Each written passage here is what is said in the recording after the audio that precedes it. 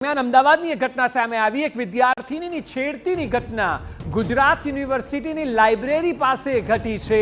University પરિસરમાં જ વિદ્યાર્થીનીઓ સામે અશ્લીલ હરકત કરવામાં આવી। અશ્લીલ હરકત કરતા વિદ્યાર્થીનીએ જ ઈસમને ઝડપી પાડ્યો। સિક્યુરિટી ગાર્ડે ઈસમને ઝડપીને પોલીસ હવાલે કર્યો।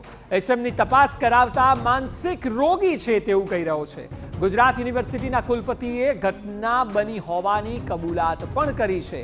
આપ કલ્પના કરો, અમદાવાદ જેવું શહેર અને ગુજરાત યુનિવર્સિટીનું પરિસર, તો પછી ગ્રામીણ વિસ્તારોની, જિલ્લાઓની, અંતરિયાળ વિસ્તારોની સ્થિતિ શું હશે? આ ખૂબ જ ચોંકાવનારા સમાચાર છે।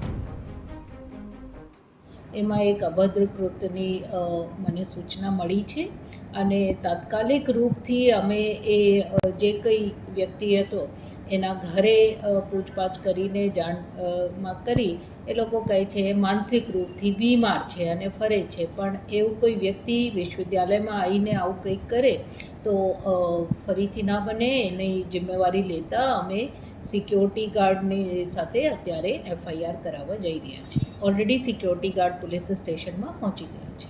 એમાં કઈ જગ્યાએ બનાવ બન્યો હતો? લાઇબ્રેરીથી EMRC જતી જગ્યા પર। તો જે ચર્ચા ચાલી રહી છે તે ચર્ચાને જ આગળ વધારીએ। બિનલબેન,